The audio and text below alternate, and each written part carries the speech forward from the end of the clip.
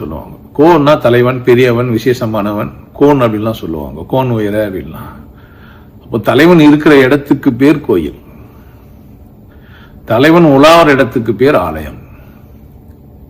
தலைவன் இருக்கிற இடத்துக்கு ஒரு விசேஷமான ஒண்ணு ஒரு இடத்துல இருந்ததுன்னா அந்த இருக்கிற இடத்துக்கு பேர் கோயில்.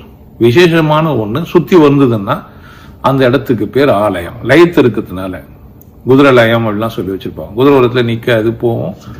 பெரும்பகுதி குதிரைங்க வந்து உட்கார கூட உட்காராது, நின்றுனே தான் ரெஸ்ட் எடுக்கும். அதோட ஓய்வு எடுக்கிற பண்பே நீங்க பாத்தீங்கன்னா எப்பவுமே நிற்கும். அதனால அது லயம்.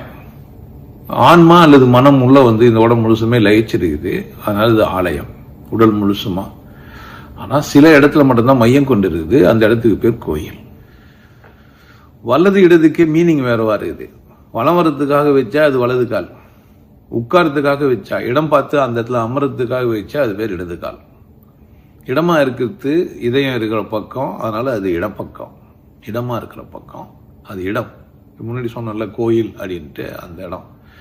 அப்போ இடம்னு சொல்றது பக்கம் இடது பக்கம், வலம் வரத்துக்கான பக்கம் வலது பக்கம். எந்த காலை ஒன்றா வச்சுக்கலாம். வலம் வரணும்னு நினச்சா வலக்காலை வைக்கணும், அமர்ந்து உட்கார்ந்து இருக்கணும்னு நினச்சிங்கன்னா இடக்கால் வைக்கணும். 2 கால் இருக்குது இப்போ, இடது கால் வலது கால்ன்ட்டு. இடமா இருக்கிற ஒரு கால், வலதா கால்னா நீங்கள் கீழே இருக்கிற கால் மட்டும் சொல்ல முடியாது. என்கிட்ட உபதேசம் வாங்கினவங்களுக்கு மீனிங் வேற. அப்போ அந்த காலை புரிஞ்சு அந்த காலில் நிற்கிறது. சுவாசத்துக்கு இன்னொரு பேர் கால்.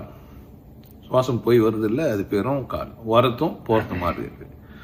ஸோ வரத்தையும் நிறுத்த முடியாது, போகிறதையும் நிறுத்த முடியாது. ஸோ இடத்தையும் நிறுத்த முடியாது, வலதையும் நிறுத்த முடியாது. ஸோ இலக்கை அடையணும்னா 2 கால்லையும் வாழணும்.